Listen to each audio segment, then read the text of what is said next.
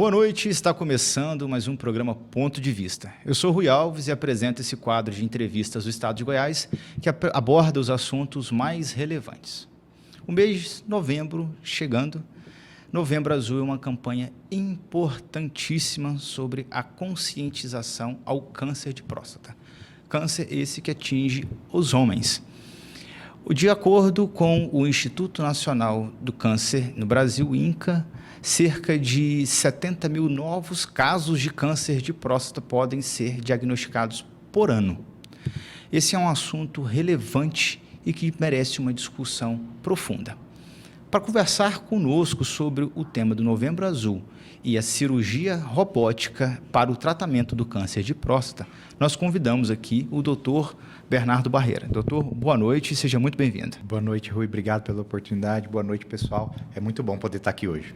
A satisfação é toda nossa, doutor. Eu sei que a gente conversou aqui um pouquinho nos bastidores, o senhor estava acompanhando uma residência e saiu correndo para cá para falar conosco. Agradeço muito a disponibilidade do senhor de tempo para poder dar um pouquinho de informação e instruir os nossos espectadores, viu? Rui, é um prazer poder fazer isso. Eu acho que parte da nossa função como médico é levar informação para a população. E a gente aproveita esse gancho, né, do Novembro Azul, que é o mês de não só de falar de câncer de próstata, mas para falar de saúde do homem, que é um tipo de paciente difícil da gente tratar, porque o homem não gosta de ir no médico. Então, a gente consegue esse espaço, é muito bom você abrir esse espaço para a gente poder falar um pouquinho de saúde do homem, poder falar um pouquinho de câncer de próstata. E você falou uns dados que são práticos mesmo, é uma coisa que acontece. 1 em cada 8 de nós, Rui, vai ter câncer de próstata. É uma doença muito prevalente, é o segundo tipo de câncer mais prevalente em homens, ele só perde para o câncer de pele e não melanoma.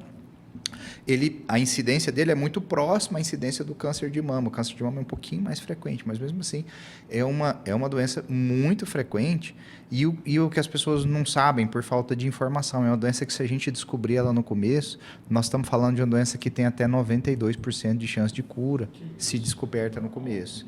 Mas, como todo câncer, se a gente perde essa janela, perde essa hora e a doença já se alastrou, aí a cura já fica bem mais distante. Doutor, o senhor já trouxe algumas informações aqui que eu quero até destrinchar elas aqui de acordo com o nosso bate-papo. Achei importantíssimas e vem de encontro com algumas coisas que eu já queria perguntá-lo. Mas antes da gente aprofundar no assunto, deixa eu só te apresentar quem está nos assistindo que ainda não conhece o doutor Bernardo Barreira. Sou médico urologista, professor da Universidade Federal de Goiás e especialista em cirurgia robótica no câncer de próstata. Interessante isso aqui, que é bem específico, né? A gente está falando de cirurgia robótica específica para o câncer de próstata. Isso aqui, inclusive, é o nosso tema e é o que a gente vai aprofundar. Mas antes, sobre já os dados que o senhor trouxe, o número alto de 1 a cada 8 homens terá câncer de próstata, essa afirmação a gente pode utilizar por qual motivo? Isso é por causa da genética masculina ou é por causa da condição de vida dos homens no Brasil? Interessante a gente entrar nisso aí, né? Existem os fatores de risco para o câncer de próstata, onde um deles, talvez um dos principais, é a idade. Hoje a nossa população está vivendo mais do que as gerações passadas. Então, quanto mais a população envelhece, maior o risco dela apresentar não só o câncer de próstata, mas os outros tipos de neoplasia também. Então, isso é uma questão. Se a população vive mais, vive melhor, ela vai ter mais tempo, digamos assim, para apresentar neoplasia. Mas existem outros fatores de risco que são importantes a gente comentar, que estão relacionados com o câncer de próstata. Outro fator muito importante é justamente o histórico familiar. Filhos de pais que tiveram câncer de próstata, eles têm 2,3 vezes mais chance de apresentar o câncer de próstata. Então, essas pessoas a gente tem que rastrear ele mais de perto. Se ele tem 2 parentes com câncer de próstata, essa chance ela sobe para 3,5 vezes mais de ter câncer de próstata. Ainda sobre fatores de risco, você perguntou assim, se é alguma coisa que as pessoas estão fazendo, né, para ter mais câncer e tal. Um fator de risco importante e recentemente colocado como fator de risco é a obesidade. Nós temos uma sociedade que está sofrendo, está padecendo com obesidade. Hoje a obesidade já é tida como um fator de risco bem estabelecido para o câncer de próstata. Então, é algo que as pessoas estão fazendo. E a questão relacionada à obesidade, ela é relativa às outras condições que o sobrepeso dá ou por conta da gordura, do sobrepeso que atinge a próstata? É porque, na verdade, a obesidade ela é uma síndrome, né? Ela causa uma série de alterações, inclusive alterações hormonais, e isso acaba favorecendo, em estudos estatísticos, médicos, aumenta a incidência de câncer de próstata. Certo. Uns dados também iniciais que o senhor trouxe, eu anotei aqui, dentre essa questão da neoplasia da mama comparado com o câncer de mama, homens também têm câncer de mama numa condição menor do que mulheres, né? Mas qual que é a relação disso, do câncer de próstata com o câncer de mama quanto ao volume? Porque o câncer de mama é uma neoplasia que atinge muitas mulheres, assim como o câncer de próstata. Exatamente. As incidências elas são até parecidas, o câncer de mama é um pouco mais frequente, né? A gente, no outubro rosa, né? Que veja, é engraçado, eu comento isso com os meus alunos, são cores que a gente guarda, o outubro rosa e o novembro azul. Sim. Por quê? Primeiro porque começou com isso, né? O movimento começou com o outubro rosa, novembro azul, mas é porque são doenças mais prevalentes, entendeu? Então, o câncer de mama na mulher é um problema recorrente e existem algumas alterações genéticas, alguns grupos de genes que estão relacionados tanto ao câncer de mama como ao câncer de próstata também. Talvez isso seja um dos fatores de explicar essa frequência aumentada desse tipo de doença. Perfeito. Falando então agora dos homens, né?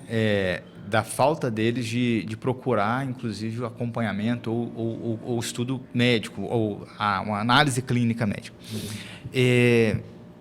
Como que a gente deve proceder, doutor, o senhor como médico, ou a sociedade no geral já iniciando nisso? Claro, Novembro Azul é uma campanha para tentar incentivar que procuremos cada vez mais.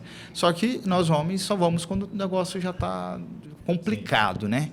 E além disso, qual que uma comparação, de repente, se o senhor tiver algum dado de cabeça, da diferença desse paciente que deixa de procurar quando faz um trabalho preventivo ou ao início de uma doença, daquele que procura com a doença já avançada, como que isso muda no tratamento desse paciente? Interessante você tocar nesse assunto, Rui. O homem adulto, a gente não está falando necessariamente do idoso, porque a gente já tem programas específicos sobre isso, é uma população de risco, porque não vai no médico. O Ministério da Saúde sabe disso. Tanto que desde 2008, a gente tem o Programa Nacional de Saúde do Homem, que é entender essa realidade desse perfil da população, que é o homem adulto, o trabalhador, que ele tem uma dificuldade muito grande de ir no médico. Eu brinco com os meus alunos que ser urologista é ser médico do pai da gente. É aquele cara que não quer ir no médico. Tem várias pessoas na semana no meu consultório que chegam e eu pergunto o que traz ele aqui. Ele fala, não, a minha esposa marcou e ela está ali de fora para ver se eu vou entrar na consulta, se eu não vou embora. Né? Então, culturalmente... Eu não tenho medo de câncer, mas eu tenho medo da minha esposa. Né? Exatamente. Então, culturalmente, a gente está lidando com a população que não se cuida, que não tem aderência a tratamentos de doenças crônicas. Quem tem diabetes, quem tem pressão alta, tem dificuldade, os homens têm dificuldade maior de tomar a medicação, de ir em consulta preventiva. Então, isso tudo já foi mapeado pelo Ministério da Saúde. Várias ações são feitas no sentido de conscientizar essa população. E eu falo que isso é uma coisa cultural no nosso país e vem lá de trás. Lá de quando a criança deixa de ir para o pediatra, a menina, quando ela tem a menarca, que é a primeira menstruação, a mãe pega, leva ela no ginecologista, apresenta ele para ela e pronto. Ela vai ter aquele médico que ela vai ver pelo menos uma vez por ano e que ela tem uma referência, que quando alguma coisa dá errada, ela vai nele. O menino deixou de ir para o pediatra, acabou. Ele só vai no médico quando ele tem uma fratura, quando ele tem um trauma, quando ele fica doente. Não tem essa cultura de ir no médico para fazer o exame periódico que a menina tem desde muito antes. Né? Então, essa realidade que a gente tenta mudar. Mas eu fico muito feliz quando eu falo desse assunto, Rui, porque os anos vêm passando e a gente vê que a conscientização ela tem vindo. Lá atrás, quando eu comecei, eu já não estou mais tão novo, né? Era muito mais frequente a gente ver as pessoas falando, eu não vou no urologista, eu não vou deixar ele fazer toque, eu prefiro morrer do que fazer o toque e tal. E a pessoa não ia no médico. Hoje continua a piadinha, o cara vai e tal, brinca que vai levar flor para o urologista e tal, faz a piada, mas vai no médico, faz o preventivo, se preocupa com a saúde. Aqui em Goiânia, onde é minha prática, onde é meu consultório, eu vejo que isso mudou bastante. Então, em parte, eu acho por essa conscientização que a gente consegue fazer, né? Importante. O senhor falou isso aí, obviamente teria essa pergunta, né? Que se a ausência do paciente no médico urologista é do medo da dedada. E como que é isso hoje? Porque a gente sempre tem as conversas de bares, né? Sim. Não, eu não vou com a dedada. Não se preocupa, que agora já não tem mais isso. Eles primeiro fazem um exame de sangue, aí se acusar alguma coisa, aí vai para o exame de toque. Como que funciona doutor, para tirar o medo desse que está nos assistindo, que está chegando na idade, está preocupado, ou já tem um histórico na família, para que ele possa entender e ir sem medo até o consultório e investigar? Como é uma doença muito prevalente, né, que é muito frequente na população, e é uma doença que é completamente assintomática até que ela esteja em fase avançada, é importante que a gente faça a prevenção do câncer de próstata.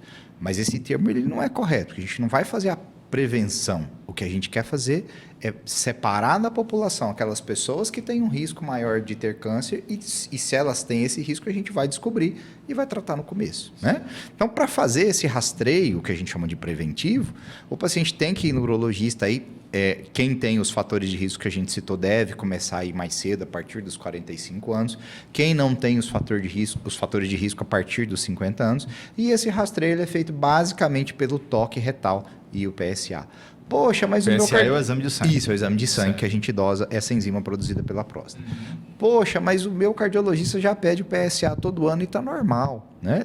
Onde eu chego, as pessoas falam, o PSA de tanto é normal e tal.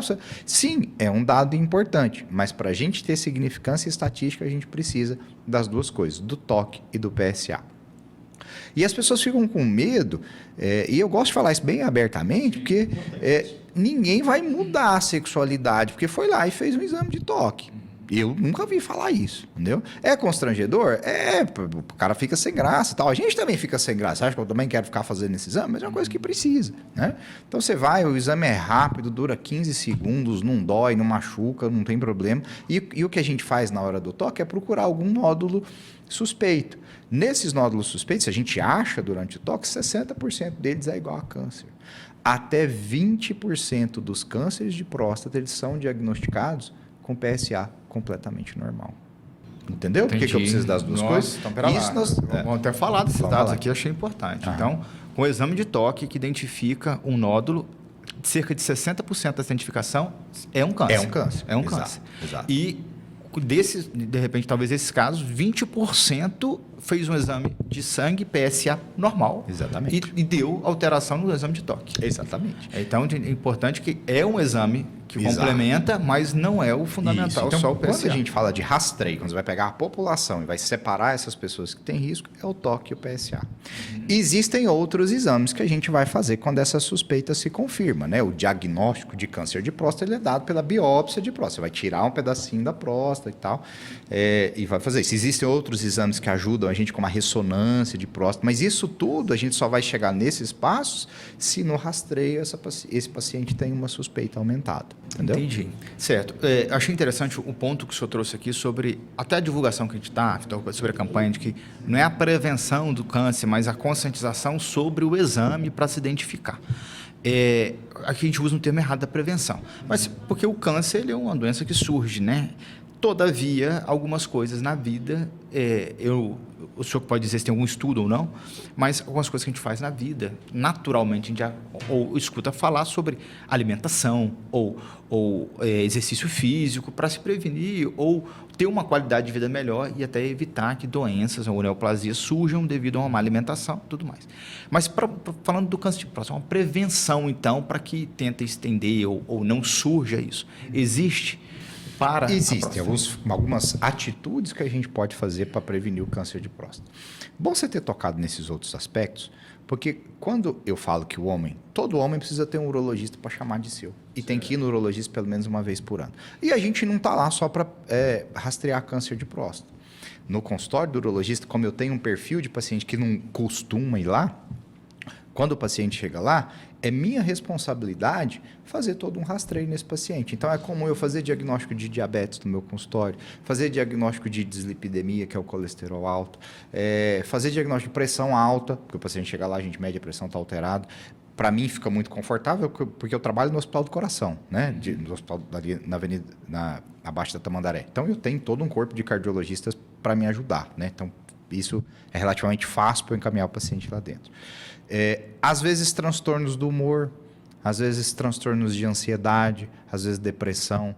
Eu não sou psiquiatra, eu não trato isso. Mas às vezes esse paciente que padece com isso, ele está tão sem referência que às vezes lá no consultório a gente começa a direcionar, a fazer ele entender os sintomas e muitas vezes a gente consegue ajudar muita gente até nesse sentido. Mas eu fugi um pouco da pergunta. Você me perguntou sobre prevenção, né? O que a gente pode fazer para prevenir câncer de próstata? Ter uma vida saudável, entendeu? Alimentar bem ajuda, né? Porque a gente vai prevenir a obesidade, a gente já sabe que é um fator de risco.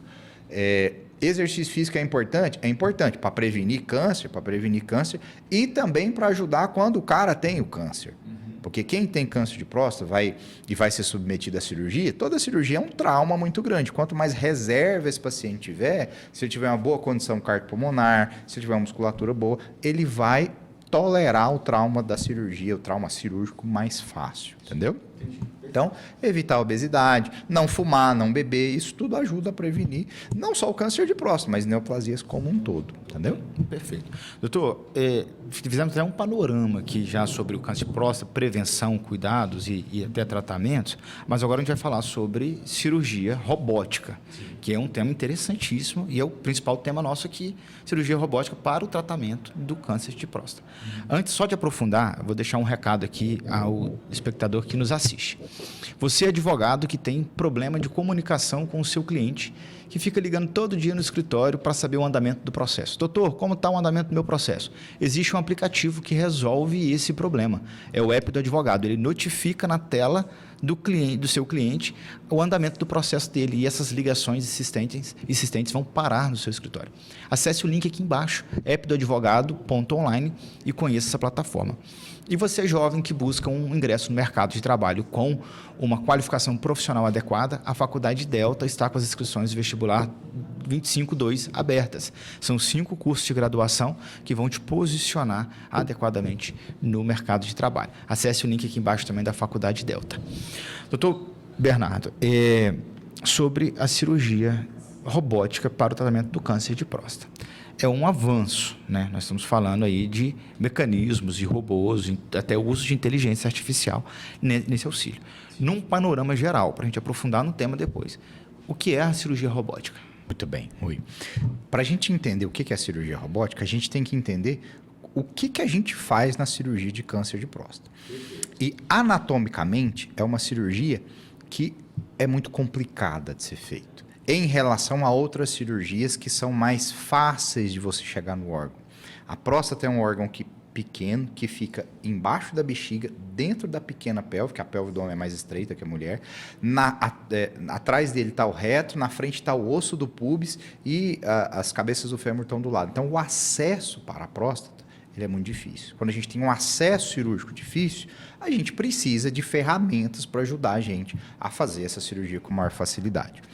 Eu não quero entrar muito no contexto histórico, mas assim, no começo do século XX, quando, vamos pôr lá, 1900, 1905, quando a gente começou o boom da anestesia, e a gente teve, nessa primeira metade do século XX, uma explosão das técnicas cirúrgicas. A gente conseguiu tirar a pedra da bexiga, fechar a bexiga, o paciente ficar bem, conseguiu tirar a vesícula, conseguiu fazer cirurgia intestinal. Mas essa cirurgia para câncer de próstata, a gente precisa tirar a próstata toda. E lembrando que no meio da próstata passa um pedaço do canal da urina. Então a gente tem que reconectar esse canal depois no final da cirurgia. É uma cirurgia que só passou a ser feita com segurança e com reprodutibilidade a partir de 1982. Nossa, então veja a distância, né? Tem 43 anos. Recente. É recente que a gente opera a próstata. Porque é uma cirurgia de muitos passos, uma cirurgia trabalhosa, uma cirurgia que tem perda sanguínea grande. A gente considera como uma cirurgia de grande porte, né? Bom, então, dito isso, a gente vem procurando ferramentas para auxiliar a gente na cirurgia. E aí esse é o primeiro ponto que a gente tem que falar da cirurgia robótica. O robô não faz nada sozinho. Ele é uma ferramenta, né? Hoje na urologia, como na cirurgia geral, no aparelho digestivo, a gente usa cirurgia laparoscópica para quase tudo. O que é cirurgia laparoscópica? É aquela cirurgia minimamente invasiva que a gente passa os trocáteres, infla a cavidade com CO2, que é dióxido de carbono, e faz a cirurgia através de pinças. Isso a gente já usa para tudo. A gente usa para fazer cirurgia no rim, cirurgia no ureter, cirurgia bariátrica, hoje é feito dessa forma. Então, essa é a técnica. Passa uma câmera. Isso, passa uma câmera. É um vídeo, então. É uma cirurgia vídeo laparoscópica. A cirurgia robótica ela é um tipo de cirurgia vídeo laparoscópica, onde o ferramental é melhor. entendeu?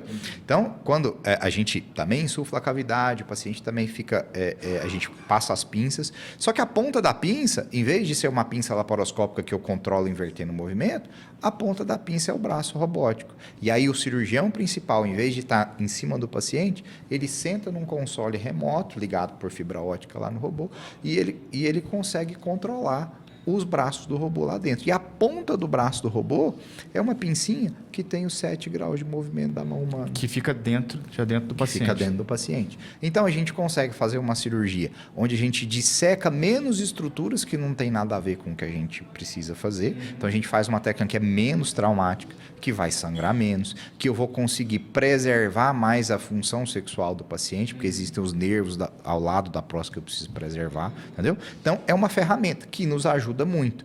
Só para você ter uma ideia, Rui, hoje nos Estados Unidos, 95% das prostatectomias radicais, que é a cirurgia para tratar câncer de próstata, elas são auxiliadas por robô. Enquanto 5% são cirurgias abertas e laparoscópicas, que normalmente são feitas em serviços de treinamento, de residência médica, porque o médico precisa aprender a cirurgia aberta, né? O senhor falou aqui, eu fui até visualizando, tentando imaginar o todo. E bem interessante o senhor até explicar os detalhes, porque tem gente que pensa que o cirurgia robótica é um robô sozinho, sim, comandado, igual isso um Android, né? Isso é muito importante a gente falar isso. Até e aí eu vou confiar de sentar lá e exato, o robô vai a gente precisa falar isso, ainda mais que a gente está falando para uma plateia de advogados, né? Existem questões éticas envolvidas com isso, éticas e de lei. Uma plateia de advogados também, viu? Também, tem advogado que nos assiste, mas o robô, ele não pode executar nenhum movimento dentro da cavidade abdominal. Ele replica o que você faz de fora.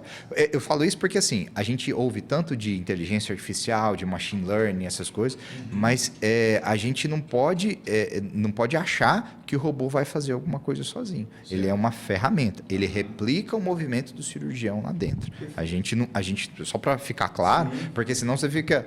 mas existe todo um marketing em volta disso e a gente precisa desmistificar isso, né? O cara acha que porque ele vai fazer a cirurgia com o robô, necessariamente ela vai ser melhor. Você tem que ter um cirurgião que tem uma certificação, que tem um número de casos, que tem toda uma expertise para poder fazer a cirurgia. E todo o treinamento também com a cirurgia robótica.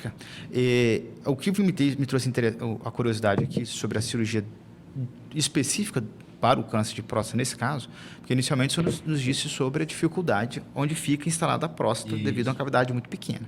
Ao exemplo que o senhor deu de uma cirurgia bariátrica ou de cirurgia de rins, o que seja, tem a parte de inflar por CO2, não é isso? E a gente está falando do tórax, né? Da barriga, então, do abdômen, né? Então, do abdômen, que é maior. E ali, como é que funciona? A gente também usa a cavidade abdominal. Ou tem a questão, perdão, até só para complementar a pergunta, ou tem a questão da retirada de todo o aparelho urinário para fazer... Sim, o que a gente cirurgia faz também é um tipo de laparoscopia, a gente também insufla a barriga do paciente com CO2, e aí ele fica angulado na mesa para que a pelve dele fique mais alta, as alças desçam e a gente tem acesso, tanto à bexiga, como à próstata, como às vesículas seminais, que são todas as estruturas que a gente tem que chegar, como a uretra lá no final, que é onde a gente vai fazer a junção da bexiga depois que a gente tira a próstata, entendeu? Então, a gente usa a cavidade abdominal para acessar lá também. Certo, ok. Pacientes de idades diferentes. Vamos falar de pacientes com idade mais avançada que está no caso de uma cirurgia. Tem alguma contraindicação nesse tipo de cirurgia? Deve ser feita uma cirurgia de forma tradicional ou o contrário? É indicado que seja feita uma cirurgia vídeo laparoscópica, ou, perdão, até dizendo, cirurgia robótica. Cirurgia robótica. É importante você falar isso. Nem todo mundo vai tratar câncer de próstata com cirurgia. Existem outras formas de tratamento, até quando a gente descobre a doença na fase inicial. A radioterapia, por exemplo, é uma forma de tratamento para os pacientes, que inclusive evoluiu muito nos últimos anos. E quando a gente fala de tratamento para câncer de próstata, todo tipo de tratamento para câncer de próstata está sujeito a complicações, efeitos colaterais. A radioterapia também tem eles, mas esses efeitos eles têm diminuído muito no decorrer dos anos e da melhora da técnica, porque do mesmo jeito que a cirurgia tem a dificuldade de acessar esse órgão para a gente poder dissecar e tirar ele, na radioterapia também tem o desafio de você colocar a radiação só na próstata e não nas estruturas adjacentes, entendeu? Mas, dito isso, pessoas mais idosas que, por exemplo, têm problemas pulmonares sérios, que têm problemas cardiológicos, que já infartaram, que elas não têm uma avaliação de risco cirúrgico segura para fazer uma cirurgia de grande porte, esses pacientes vão para a radioterapia ou outras modalidades de tratamento, entendeu? Então, claro que quanto mais avançada a idade, mais cauteloso a gente vai ser ao indicar cirurgia. Na época que eu estudava, que eu fiz residência, a partir dos 75 anos, a gente nem fazia rastreio nas pessoas, mas a população está envelhecendo muito rápido. Agora, em julho, eu operei um engenheiro de 82 anos. Um cara super ativo, que trabalha, que está mudando de apartamento, que dirige, que faz as coisas. Esse cara tem uma sobrevida muito grande, a gente vai operar ele e ele tem uma capacidade física muito boa. E a recuperação dele... Foi excelente, está bem, está trabalhando já, está dos mais satisfeitos. Muito bom.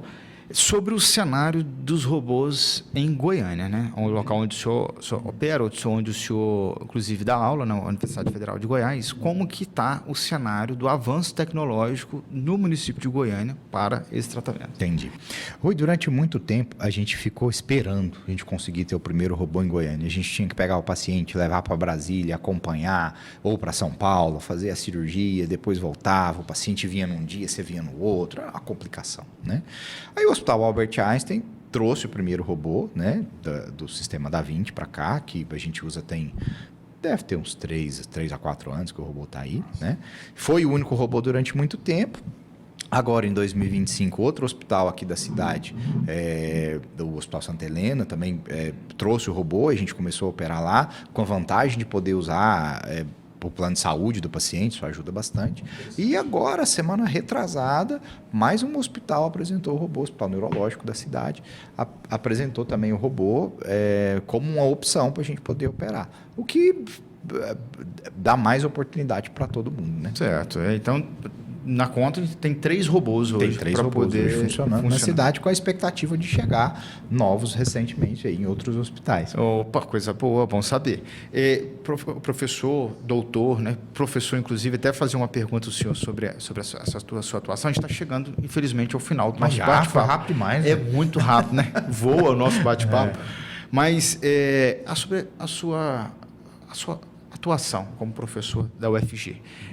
Já tinha te perguntado mais ou menos aqui nos bastidores, mas eu gostaria que o senhor falasse para a gente conhecer um pouco mais desse trabalho que o senhor faz na academia. O senhor é professor do curso de Medicina da Universidade Federal de Goiás. Sim, eu sou médico do Hospital das Clínicas, tenho um vínculo federal no Hospital das Clínicas, sou preceptor da residência de urologia do HC, né, a residência mais antiga do estado, a gente forma urologistas, tem mais ou menos uns 10 anos que eu estou vinculado ao serviço, e também dou aula na graduação da Faculdade de Medicina, dou aula para o 4º ano de Medicina da UFG, né? Faculdade onde eu me formei, tenho muito orgulho de hoje dar aula na faculdade onde eu me formei. Entendeu? Bom, com um bom goianiense, inclusive. Exatamente. Ótimo. Eu tenho uma última pergunta que eu não podia deixar de fazer ela, porque é uma pergunta do meu pai. Diga. Agora vai chegando perto do final do programa, aí a pessoa chega e pergunta, não, eu tenho um amigo. Isso, aí sempre assim, não sou eu não, é um amigo. Toda vez que acaba uma palestra, amigo de um primo. Jeito, o cara chega no cantinho. Não, mas a pergunta é o seguinte, de repente até um mito, eu não sei, para a gente entender isso. Consumo de tomate. Tomate, ele auxilia na prevenção do câncer de próstata? O licopeno, que é uma substância que tem no tomate, foi documentado em alguns trabalhos, alguns anos atrás, que teria um efeito protetor para o câncer de próstata. Isso aí não foi contestado até hoje, mas a evidência também não é muito forte. Mal não vai fazer. Outra coisa que previne câncer de próstata, isso tem evidência mais robusta, é atividade sexual. Atividade sexual, seja ela sexo mesmo ou masturbação, também tem um efeito protetor aí descrito nos trabalhos para câncer de próstata. Então pode continuar comendo tomate. Vai dar certo. Talvez o perigo do tomate é o agrotóxico, né? Exatamente. Faça uma boa lavagem do tomate e possa fazer o consumo dele. Exatamente, Rui. Isso mesmo. Doutor, mas para a gente concluir então, eu gostaria que o senhor deixasse, de repente, o contato ou a rede social do senhor para poder... quem está interessado em conhecer um pouco mais do trabalho que o senhor faz, tirar algumas dúvidas sobre isso, sobre o que escutou, e encaminhar também, indicar para alguém conhecer isso. E um recado para o homem que está nos assistindo, já que estamos aqui falando do Novembro Azul, da prevenção, né? Na verdade, da busca pelo conhecimento da doença, né? Nem a prevenção, mas a conscientização do acompanhamento médico. Então, por favor, pode ficar à vontade. Rui, muito obrigado pela oportunidade. Eu confesso que eu demorei muito para entrar nesse mundo das redes sociais. E aí uma pessoa, um médico mais velho que eu admiro muito, virou e me falou. Ele falou, Bernardo, tem tanta bobagem na internet, tem tanta gente falando coisas com objetivos, né? Ainda mais a gente urologista que trata de sexualidade, de disfunção erétil, de câncer, né? Às vezes tem tanta propaganda, tanta coisa. Você fala bem, vai lá e fala o que é certo. Então a gente tem um canal no Instagram, você digita lá DR Bernardo Barreira, né? A gente toda semana posta vídeo, a gente fala sobre saúde do homem, fala sobre sexualidade, fala sobre cálculo renal. A gente está tentando ter uma pegada mais bem-humorada agora, faz uns videozinhos aí engraçados, depois vocês dão uma olhada lá. E o meu consultório é aqui em Goiânia, no Hospital do Coração, no Centro Clínico do Hospital do Coração de Goiás, que é na Rua 6 do Setor Oeste, abaixo da Praça Tamandaré, né? Estou lá todo dia, se eu puder ajudar vocês, estou à disposição. E eu agradeço muito esse espaço, porque falar de saúde do homem é sempre muito importante. Quanto mais a gente conseguir conscientizar as pessoas, melhor a gente vai ajudar o paciente, homem. Obrigado. E eu concordo com o colega que falou com o senhor, viu? O senhor tem muito a contribuir. Nós buscamos aqui nesse programa trazer apenas assuntos relevantes e de pessoas que tenham conhecimento sobre aquilo que está falando. E o senhor é essa pessoa. Continua mesmo fazendo, a gente precisa de mais conteúdo de qualidade nas redes, viu? Muito obrigado. Obrigado, viu? Um abraço. Até mais. E você que nos assiste, muito obrigado pela audiência de sempre. Deixa aqui nos nossos comentários o seu ponto de vista sobre o nosso tema de hoje e compartilhe esse vídeo com todos os homens que você veja e entenda que precisa conhecer sobre esses tratamentos, sobre as questões relacionadas à prevenção voltadas ao Novembro Azul. Clique aqui no sininho para ativar as notificações, se inscreva no nosso canal e siga as nossas redes sociais, ponto de vista _PDV e a nossa parceira aqui, Lucimar Faria, meu amigo, TC Multimídia também em todas as redes sociais. A ciência não é apenas um corpo de conhecimento, mas também é uma mudança de mentalidade. Carl Sagan, uma boa noite e até mais.